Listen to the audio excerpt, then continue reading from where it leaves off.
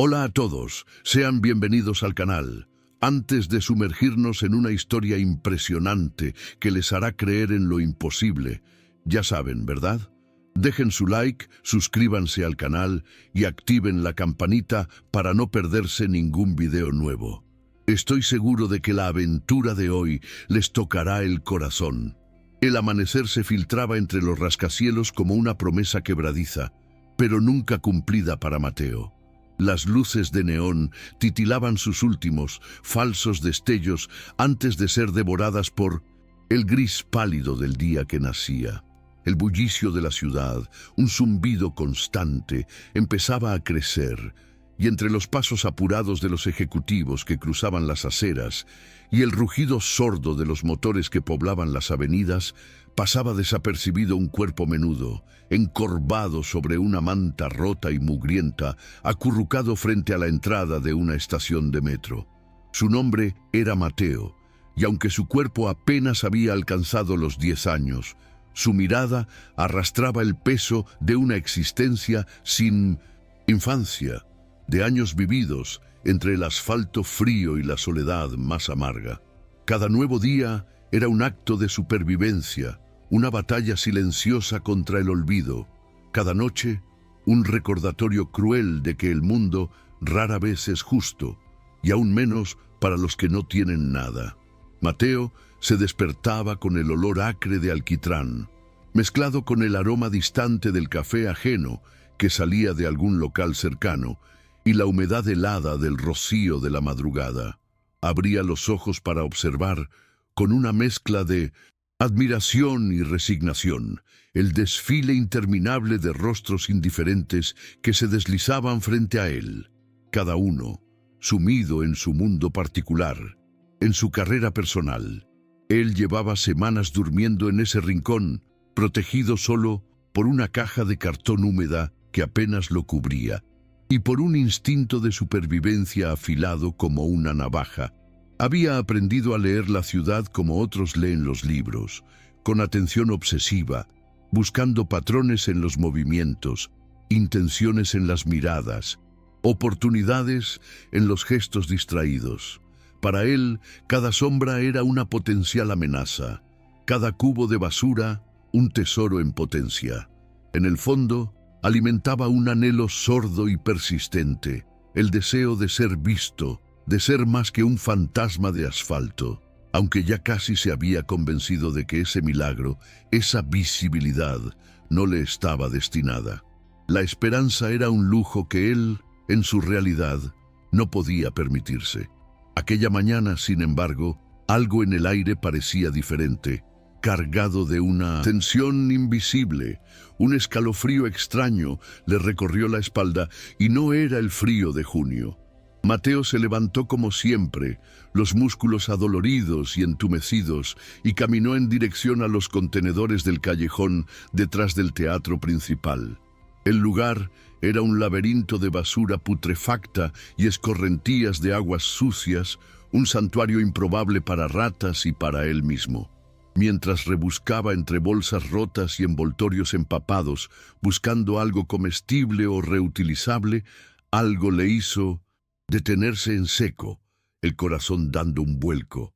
Escuchó voces, bajas, apresuradas, como el tintineo metálico de cuchillos chocando en la oscuridad. El sonido venía de detrás de un contenedor grande, de metal verde. Se escondió rápidamente tras un barril de basura maloliente, espiando por una pequeña rendija, conteniendo la respiración. Dos hombres, con rostros ocultos por capuchas de sudaderas oscuras, hablaban junto a un coche negro de vidrios polarizados, tan reluciente que parecía fuera de lugar en el callejón sucio. No hablaban de negocios, ni de fútbol, ni de las trivialidades de la vida diaria. Hablaban de cortar frenos. Las palabras fueron pocas, un murmullo que se clavó en su mente, pero el impacto fue inmediato y brutal. El Mercedes, hoy mismo, no debe salir vivo. Una corriente helada cruzó el pecho de Mateo, más fría que el aire de la madrugada. Su corazón empezó a golpear con fuerza, un tambor frenético contra sus costillas, mientras sus oídos agudizados por la vida en las calles, captaban un nombre que solo había escuchado en noticieros de televisión y anuncios de revistas brillantes. Saúl Montenegro, un magnate, un titán del comercio, un hombre que, según los rumores que circulaban por la ciudad, tenía el mundo a sus pies, un imperio de concreto y dinero. La sola idea de que alguien quisiera matarlo con algo tan cobarde y vil como un sabotaje mecánico llenó a Mateo de una ansiedad incomprensible, de un pavor visceral. ¿Por qué alguien haría eso? ¿Y por qué él, un niño sin hogar, sin nombre, sin importancia, había tenido que escuchar aquello? Podría haberse marchado. Podría fingir que nunca escuchó nada, que las voces eran solo ecos del viento. Era lo más seguro, lo más lógico para su supervivencia. Pero la lógica no late en el pecho como lo hacen el miedo y la conciencia. Mateo sintió que algo dentro de sí se negaba a dar la espalda. Tal vez era la imagen ineludible de la sangre tiñendo las calles en una colisión fatal. Tal vez era la pequeña centella de dignidad que aún se resistía a morir en él, a pesar de todo lo vivido. Lo cierto es que supo, en ese instante, que debía hacer algo, porque por primera vez, lo que él hiciera o no hiciera, podría significar la vida o la muerte de alguien. Una vida que no era la suya, pero que pesaba en su pequeña conciencia. Mateo permaneció algunos minutos tras el contenedor, temblando. No sabía si por el miedo que aún lo atenazaba o por la certeza gélida de que su destino acababa de cambiar de forma irreversible. A cada segundo que pasaba, los pasos de los hombres se alejaban más, hasta que solo quedó el silencio denso y fétido del callejón. Salió con cautela, todavía agazapado, y su mirada se posó en el lujoso vehículo del que hablaban. Un Mercedes imponente, negro, reluciente incluso en la penumbra. Lo tocó con la punta de los dedos, como quien toca una bomba reloj, sabiendo que algo dentro estaba terriblemente mal, que una muerte invisible aguardaba en los frenos, saboteados. Entonces, la pregunta que lo paralizó surgió fría y cortante. ¿Qué podía hacer un niño como él para detener algo así? ¿Quién le creería a él, un fantasma de la calle? No podía ir a la policía. No, no una vez más. Él ya había probado acercarse con otras historias, otras verdades sobre la violencia que veía, la miseria que padecía, y siempre lo habían echado con amenazas o burlas. Para ellos, él era solo un ladronzuelo, un mentiroso callejero más, un problema a ignorar. Lo ignorarían. Si hablaba, si insistía, lo golpearían. Miró a su alrededor y la ciudad seguía igual, indiferente, acelerada, ciega a la miseria que se arrastraba en sus aceras. Entonces pensó en el hombre, Saúl Montenegro. ¿Cómo advertirle? ¿Dónde encontrarlo? Era un enigma inaccesible, blindado por muros de seguridad, choferes particulares, oficinas elevadas en rascacielos que parecían tocar el cielo. Mateo solo tenía su instinto, su pura y terca voluntad de actuar, y decidió que eso sería suficiente. Sabía que muchos hombres ricos, figuras importantes, solían frecuentar una cafetería exclusiva cerca del Parque Central. A veces pasaban en sus autos oscuros, rodeados de guardaespaldas con auriculares. Pensó que quizás, por suerte, aquel día Saúl haría una de sus visitas. Corrió, esquivando taxis apurados, cruzando avenidas con un torrente de tráfico como un rayo descalzo. Cada paso era una oración muda, un desafío al destino. El reloj interno de su miedo marcaba segundos que podían ser los últimos para el magnate. Llegó al lugar justo cuando un Mercedes negro, brillante como obsidiana, se detenía junto a la acera. El corazón de Mateo, ya exhausto, dio un salto doloroso. Era él. Un hombre alto, elegante, con gafas oscuras que ocultaban sus ojos y una presencia imponente, descendía del vehículo. Los guardias lo rodeaban como si fueran sombras, atentos a cada movimiento, a cada soplo de viento. Mateo corrió en su dirección, gritando su nombre, un grito ronco y urgente que apenas Conseguía salir de su garganta apretada. Los hombres de seguridad se interpusieron en un segundo, ágiles y eficientes. Uno de ellos lo sujetó con fuerza brutal. El otro le gritó que se alejara. Mateo forcejeó, desesperado, sus pequeños puños golpeando inútilmente contra el brazo del guardia. «¡No suba al coche! ¡Han cortado los frenos!». Su voz era un aullido de urgencia, una súplica mezclada con el pánico. Pero los guardias lo interpretaron como una amenaza, un chiquillo intentando atacar al patrón.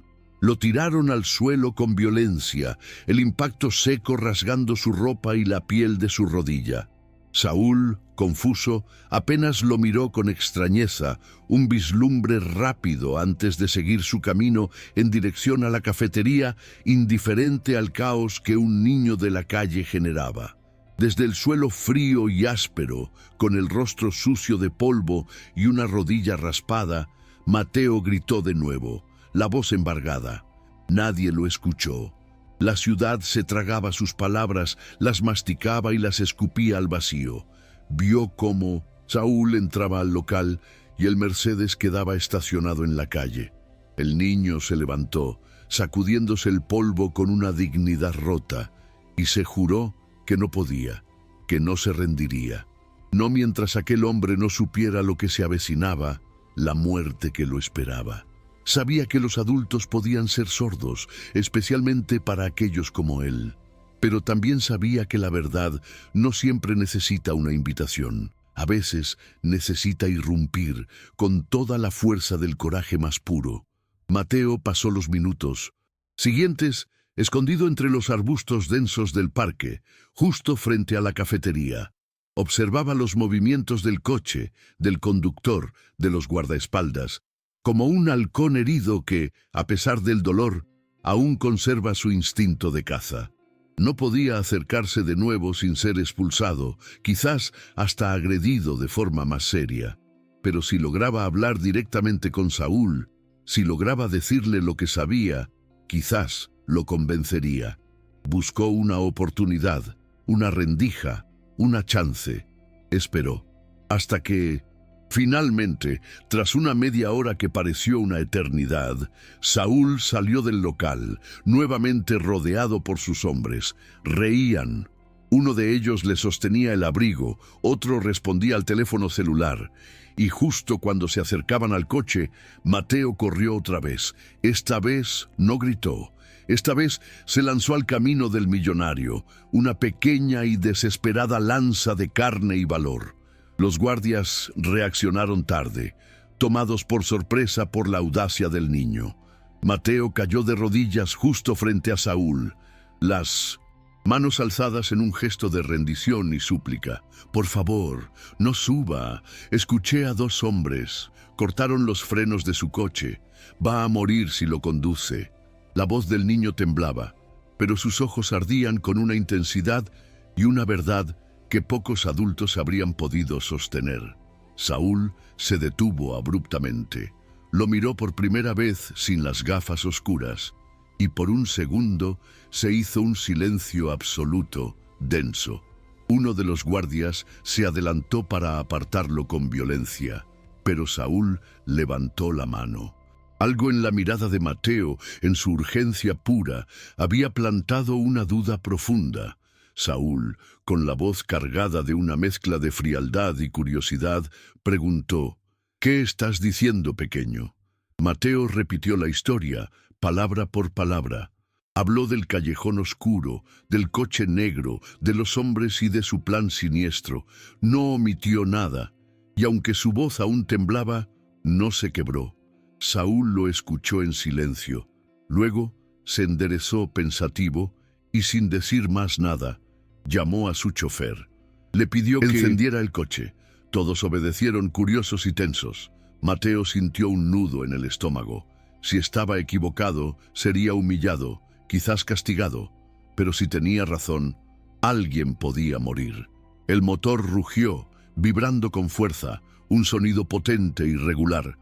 Pero antes de que el chofer pudiera meter la marcha y avanzar, un crujido metálico horrendo y un silbido pavoroso inundaron el aire. El coche empezó a deslizarse, incontrolable hacia adelante, a una velocidad creciente, hasta estrellarse violentamente contra un poste de luz cercano. El impacto fue fuerte, ensordecedor. Piezas de metal se retorcieron, las ruedas delanteras giraban como peonzas sin control. Nadie resultó herido gravemente, por suerte, pero el coche quedó completamente destrozado en su parte frontal. Un grito ahogado escapó de los presentes, que se alejaron en choque.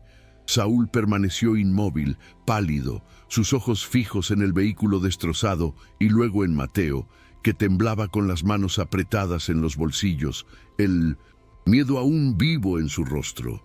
Nadie dijo nada durante un largo y pesado instante.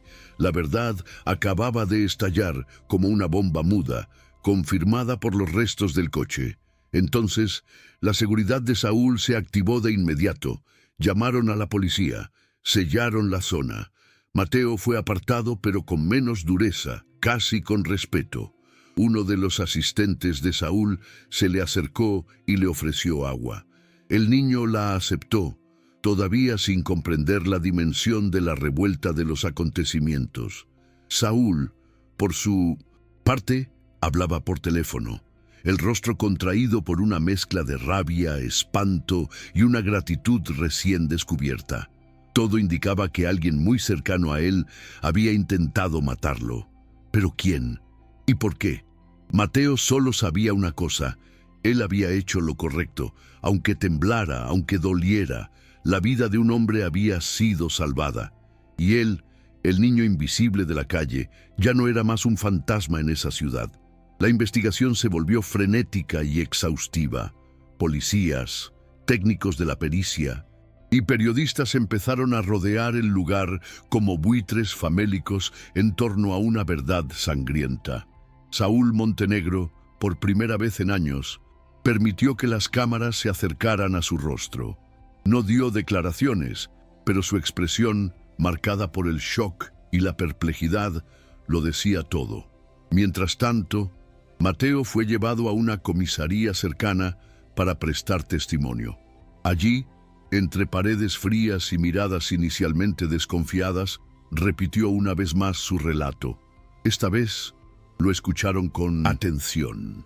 Por primera vez, una verdad dicha por un niño de la calle no fue desechada ni ridiculizada. Lo tomaron en serio, y eso, por sí solo, lo hizo sentirse humano, visible. Mientras Mateo hablaba, los agentes hacían conexiones. Saúl había recibido amenazas veladas desde hacía semanas, pero nunca les dio la debida importancia, atribuyéndolas a la rutina de su vida en los negocios. Su imperio tenía muchos enemigos: competidores despiadados, exempleados descontentos, familiares distantes. Sin embargo, sin nada los había preparado para lo que descubrirían poco después.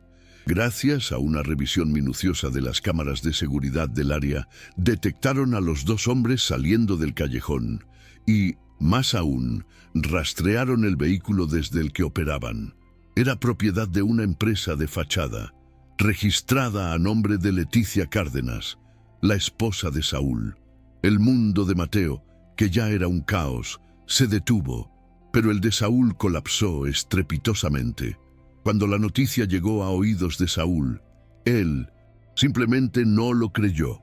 Exigió pruebas y las tuvo: grabaciones, registros, llamadas telefónicas interceptadas. Todo indicaba que su propia esposa, la mujer con quien compartía su vida, había orquestado el atentado. ¿El motivo? El control absoluto de los bienes, la inmensa fortuna, una jugada letal disfrazada de matrimonio. El millonario, un hombre hecho a sí mismo, acostumbrado a dominar el mercado y a doblegar competidores, se quebró por dentro. No gritó, no lloró. Apenas se sentó en silencio, la cabeza gacha, mientras el niño que lo había salvado lo observaba desde el otro extremo de la sala. Y, por primera vez, hubo un lazo invisible, pero fuerte, entre dos mundos tan distintos. La traición y la pureza se encontraron cara a cara, en un silencio elocuente. Mateo no pidió nada, no esperaba nada, pero cuando vio a Saúl acercarse, con los ojos bajos y una tristeza profunda y rota en sus gestos, sintió algo diferente. El hombre se sentó junto a él, en el banco de madera. «No sé, ¿por qué lo hiciste? No tenías nada que ganar». Mateo no respondió de inmediato, solo lo miró con una seriedad serena, casi sabia para su edad. Vi lo que vi, y no podía quedarme callado. Fue todo. Esa simpleza, esa verdad sin adornos, fue más poderosa que cualquier discurso complejo. Y, en aquel instante, Saúl entendió que había encontrado algo más valioso que todo su dinero. Una conciencia despierta, un corazón puro, en el lugar más inesperado de su ciudad indiferente. La noticia se esparció como pólvora incendiaria por toda la urbe. Un niño de la calle salva la vida de un millonario. Los titulares invadieron la prensa, las redes sociales, las conversaciones en cafés y oficinas. Mateo, quien había vivido al margen del lenguaje y la atención, ahora era el centro de una historia que conmovía y sorprendía a todos. Pero él no se dejó deslumbrar. Mientras otros hablaban de milagro, él sabía que había sido solo decisión. Escuchar, actuar, arriesgarse. Él permaneció en la estación de Mindoseten, policía, ahora no como sospechoso, sino como testigo clave, mientras Saúl Montenegro lidiaba con el desmoronamiento de su vida privada bajo los holofotes públicos. A pesar del caos que lo envolvía, Saúl no perdió de vista al niño. Volvió a verlo días después, esta vez en su propio despacho, en el último piso de un edificio que parecía rozar el cielo. Mateo entró con cautela, los ojos grandes, la boca apretada, el cuerpo todavía con las marcas invisibles de la vida en las calles. Saúl, solo en la inmensa sala, lo invitó a sentarse. El despacho era un contraste brutal con el mundo de Mateo. Mármol pulido, vidrio transparente, arte abstracto caro adornando las paredes. Y en medio de todo eso, un niño de piel curtida por el sol, con ropa que no conocía el detergente desde hacía mucho. Saúl le ofreció agua, comida. Mateo aceptó, pero con una desconfianza arraigada. Había aprendido que todo lo que brilla puede esconder garras afiladas. «No sé cómo agradecerte», dijo Saúl, rompiendo el silencio que pesaba en el aire. Mateo bajó la mirada, avergonzado con la atención. «No hace falta». Pero el millonario insistió. Le preguntó por su historia, sus padres, cómo había llegado a las calles. Mateo no respondió todo, solo lo suficiente, lo esencial. Su madre había muerto cuando él tenía 6 años. Su padre desapareció poco después, como una sombra en el viento. Desde entonces, él vivía de lo que encontraba, de lo que la ciudad dejaba para atrás, de los restos del mundo. Saúl escuchó en silencio. Él había leído sobre vidas así en periódicos y reportajes, pero nunca las había tenido tan cerca, tan reales, tan dolorosamente presentes, y una verdad incómoda lo golpeó de lleno. Él nunca había hecho nada por niños como Mateo. Nada. Hasta que uno de ellos, contra todas las probabilidades, le salvó la vida. A partir de aquel día, Saúl tomó una decisión inesperada, una que cambiaría la vida de ambos para siempre. Sin dar explicaciones a sus asistentes ni al público, tramitó la tutela provisional de Mateo. El proceso fue rápido. Su vasta influencia, su fama y la conmoción pública generada por el incidente ayudaron a acelerar los trámites burocráticos. Mateo fue llevado a una casa enorme en las afueras de la ciudad. Una mansión con jardines y piscinas, algo que él jamás había imaginado existir. Al principio, se sintió completamente perdido.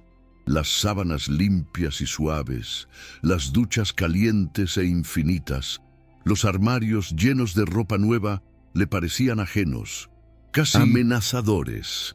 Dormía con un ojo abierto, Comía en silencio y evitaba mirar a los ojos de los empleados, pero poco a poco algo empezó a aflojarse en su interior. La desconfianza, aquella coraza forjada en las calles, comenzó a ceder lugar a una tímida curiosidad. Saúl no lo trataba como un hijo, ni como una carga a ser gestionada.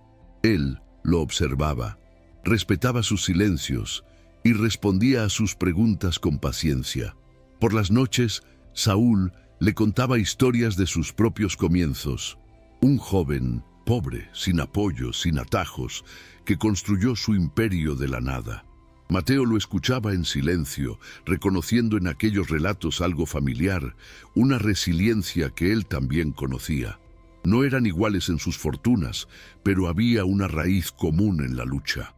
Fue en una de esas noches, mientras veían las luces centelleantes de la ciudad a lo lejos, desde lo alto de un balcón, que Saúl le preguntó si él quería quedarse allí, permanentemente. Mateo tardó en responder, sopesando la pregunta con la seriedad de un hombre, pero cuando lo hizo, sus palabras fueron firmes, cargadas de una nueva determinación. Sí, pero no como un invitado. Quiero ser alguien. Saúl entendió el mensaje.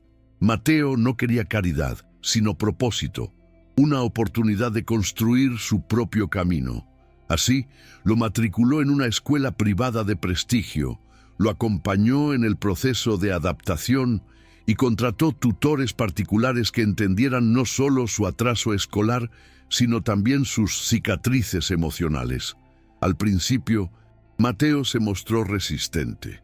No entendía bien los horarios rígidos, ni las reglas sociales complejas, ni las sonrisas ensayadas de sus nuevos compañeros. Pero tenía una mente rápida, curiosa, inquieta, y cuando descubrió que los libros podían llevarlo a mundos distintos al suyo, a aventuras y conocimientos inimaginables, se aferró a ellos como quien se aferra a una cuerda en medio del vacío, su única oportunidad de flotar. Paralelamente, la investigación sobre Leticia Cárdenas tomaba un rumbo aún más sombrío y complejo. Se descubrieron vínculos con mafias de lavado de dinero, sociedades ficticias, cuentas secretas y hasta un plan detallado para fugarse del país con un amante que figuraba como su asesor financiero. Saúl enfrentó esa verdad con una mezcla de dignidad y rabia contenida. No habló públicamente sobre la traición. Solo dejó que la justicia actuara. El escándalo fue mayúsculo, sacudiendo los cimientos de la sociedad. Leticia fue arrestada y sus bienes congelados, y aunque el millonario intentó seguir con su vida, el dolor de la traición no desapareció con el paso de los días. Pero había una presencia constante, un punto de anclaje que le impedía hundirse. Mateo. Mientras Mateo crecía en conocimiento, también lo hacía en afecto y confianza. Empezó a llamar a Saúl tío, luego, con una timidez creciente, papá. Los domingos los pasaban juntos, explorando museos, caminando por parques, visitando ferias callejeras. La risa del niño, antes rara como una joya preciosa y escondida, se volvió frecuente, suelta, contagiosa. Y Saúl, acostumbrado al frío y calculador lenguaje de las finanzas, aprendía un nuevo idioma, el del cariño sin condiciones, el del amor incondicional. Descubrió que el verdadero poder no estaba en controlar empresas y mercados, sino en inspirar a alguien a creer en sí mismo, a florecer. En cada logro escolar de Mateo, en cada gesto de nobleza y bondad, Saúl veía una segunda oportunidad, no solo para el niño, sino para ambos. Una noche, Mateo lo sorprendió con una pregunta inesperada mientras observaban las estrellas desde un observatorio recién descubierto. ¿Qué habría pasado si no te salvaba?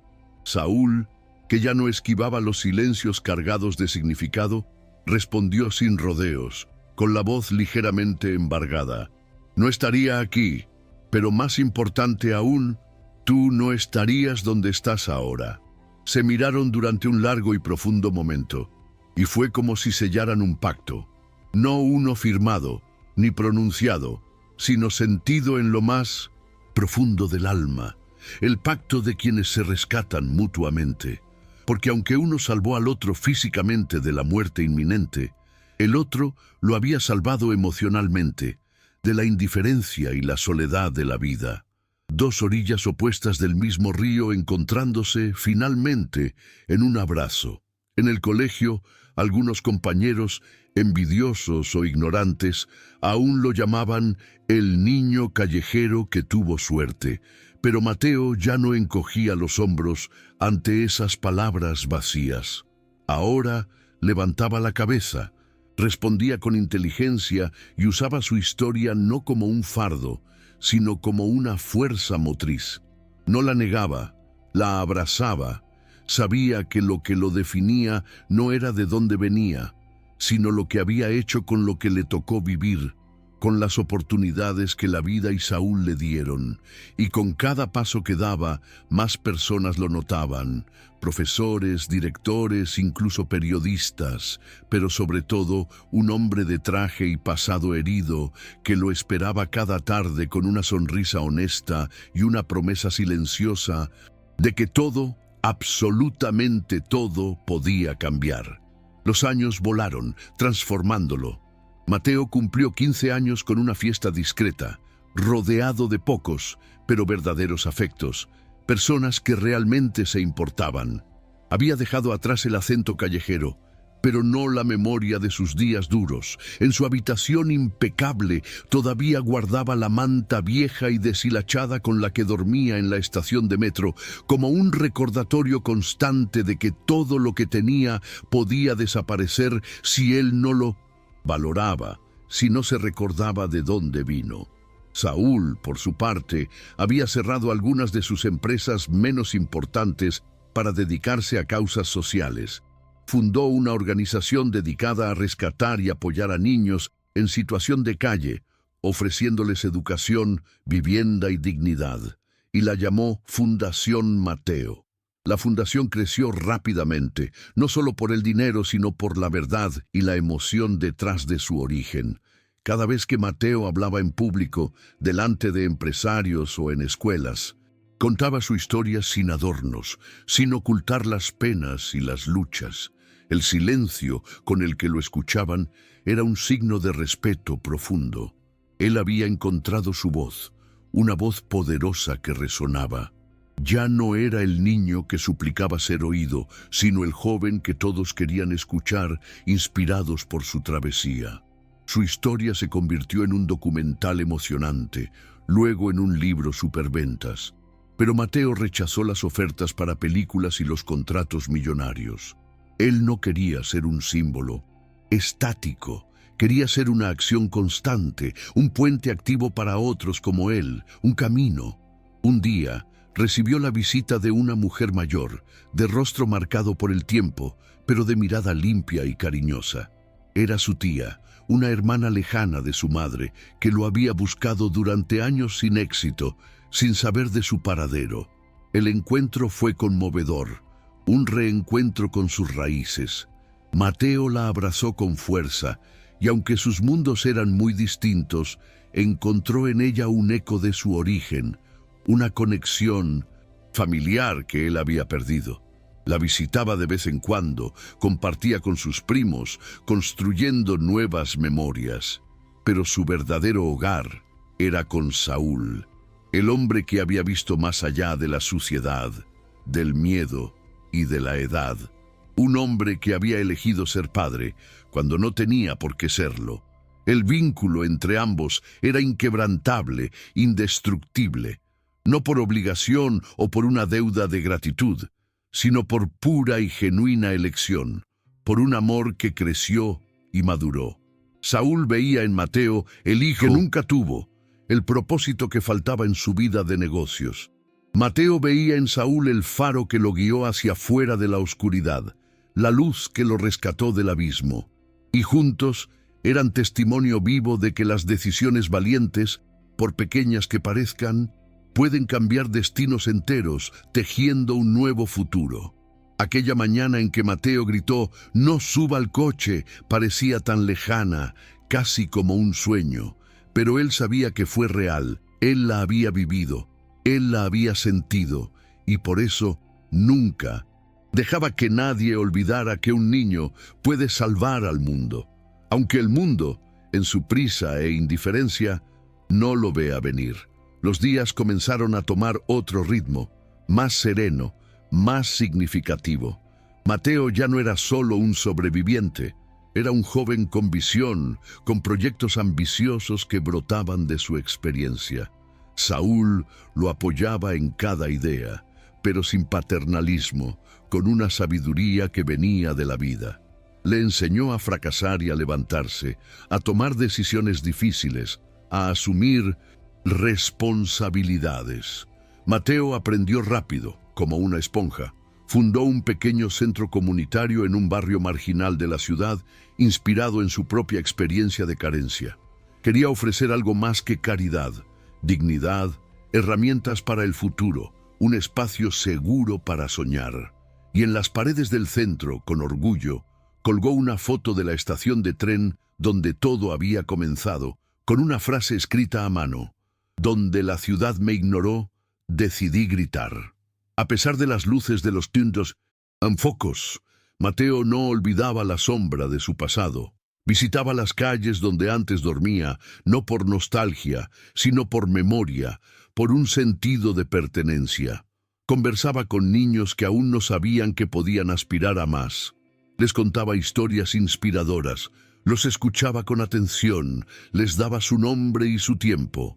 No era un héroe en sus ojos, era uno de ellos, alguien que había estado allí. Y eso valía más que cualquier título. Saúl lo acompañaba a veces, en silencio, observando con una mezcla de orgullo y humildad. Sabía que Mateo ya no necesitaba que lo protegieran, ahora era él quien protegía, quien iluminaba. Una noche, Mateo y Saúl regresaban del centro comunitario en coche. La ciudad brillaba a su alrededor, pero no con arrogancia. Era un brillo suave, casi gentil, como si supiera que en algún rincón dos almas habían cambiado su curso para el bien. Saúl, con la voz cargada de emoción genuina, le dijo: «Cuando me salvaste, pensé que había sido suerte. Ahora entiendo que fue destino». Mateo no respondió de inmediato. Miró por la ventana, hacia el mundo que una vez le había sido hostil e indiferente, y murmuró casi para sí mismo: «No era tu coche lo que yo debía de tener, papá. Era tu vida». Saúl sonrió, una sonrisa llena de ternura y alivio. Una lágrima silenciosa escurrió por su rostro, pero no de tristeza, sino de pura redención. Tiempo después, Mateo fue invitado a dar un discurso en una conferencia internacional sobre justicia social. Subió al escenario sin guión, solo con su historia y la verdad que emanaba de ella. Habló de la calle, del hambre, del desprecio, de la invisibilidad, pero también del encuentro, del amor, de la transformación, de la oportunidad. Dijo: «No me salvó una casa grande, me salvó una mirada que no me vio como un estorbo, sino como un niño que gritaba ayuda sin palabras, que clamaba por un futuro». El auditorio entero se puso de pie en un aplauso estrondoso y prolongado, no solo por él, sino por todo lo que representaba, la prueba viva de que la compasión y el amor pueden ser la respuesta más poderosa. Volvió a casa tarde, exhausto, pero en paz. Saúl lo esperaba con una cena simple, como siempre hacían. Se sentaron a comer en la terraza, como tantas veces. No hablaron mucho, no hacía falta. Entre ellos había un idioma que no requería palabras. La noche era cálida, el cielo abierto, estrellado. Mateo miró las estrellas y pensó en su madre, que lo observaba desde allá arriba. Le habló en 1900. Silencio, diciéndole que estaba bien, que había encontrado su lugar en el mundo. Y en aquel instante supo que ya no era el niño herido que había sido. Era un hombre que había atravesado el abismo más profundo y había regresado con luz, listo para encender la llama en otros. La vida les sonrió de una forma serena, sin euforias falsas, pero con una alegría profunda y duradera. Mateo empezó a estudiar Derecho, con la idea fija de especializarse en infancia y derechos humanos. Quería ser no solo una voz, sino una herramienta legal para los invisibles, los olvidados. Saúl, aunque jubilado de los grandes negocios, lo ayudaba a estructurar la fundación con una visión estratégica, transformándola de mera beneficencia en política pública e incidencia social. Juntos se convirtieron en referentes importantes, pero ninguno de los dos buscaba reconocimiento, solo resultados concretos, porque sabían que los flashes de las cámaras no cambian vidas. Lo que las cambia son las acciones constantes, la persistencia. En la universidad, Mateo fue respetado desde el inicio, no por su pasado famoso, sino por su presente brillante, por su mente aguzada. Participaba activamente en debates complejos, escribía artículos impactantes, lideraba proyectos sociales. Algunos profesores lo consideraban genial, pero él sabía que su mayor fuerza no era la inteligencia académica, sino la experiencia de vida, la verdad en su carne. Cuando hablaba, lo hacía desde el alma, desde la realidad que había vivido. Por eso, sus palabras tenían peso, resonancia. Un día, en una clase sobre ética y justicia social, uno de sus compañeros cuestionó si era realmente posible corregir un sistema podrido tan enraizado. Mateo se levantó, erguido, miró al profesor y al compañero y dijo con la voz firme: «Yo soy la prueba de que sí». Mientras tanto, Saúl envejecía. No con tristeza, sino con una gratitud inmensa por todo lo que había vivido. Su salud comenzó a deteriorarse poco a poco. Nada grave, pero para hacerlo más consciente de la brevedad del tiempo. Mateo lo acompañaba en sus chequeos médicos, lo cuidaba con cariño, lo escuchaba con paciencia infinita. Había un respeto mutuo, un amor silencioso que trascendió las palabras. Saúl le decía a veces, con un brillo en los ojos: «No temas cuando yo ya no esté. Estaré en cada paso que des, en cada voz que levantes, porque mi vida encontró sentido contigo». Mateo asentía, aunque su corazón doliera con la idea de la pérdida, no por miedo a la soledad, sino por la magnitud del amor y la conexión que los unía. Una mañana, Saúl no despertó. Partió en silencio, en paz, como una brisa suave que se va. En su mesita de noche dejó una carta para Mateo. Escrita a mano, con trazo firme, aunque un poco trémulo, decía: «Gracias por detenerme, no del coche, sino del abismo. Viví más en estos años contigo que en décadas de riqueza y poder. Que tu voz nunca tiemble, que tu verdad nunca se esconda. Eres mi mayor obra. Te amo». Mateo leyó la carta muchas y muchas veces. No lloró de inmediato. Caminó por la casa tocando objetos familiares, recordando risas, conversaciones, momentos preciosos. Después, al caer la tarde, se sentó en el balcón, miró al cielo estrellado y dejó que el llanto le lavara el alma, purificándolo. El funeral fue íntimo, sin cámaras, sin discursos grandilocuentes, apenas amigos cercanos y familiares. Mateo habló por unos minutos, con la voz embargada, pero firme. Contó cómo había conocido a Saúl, la transformación que él había iniciado en su vida, y al final, mirando hacia el ataúd simple, dijo: «Él creyó en mí cuando nadie más lo hizo.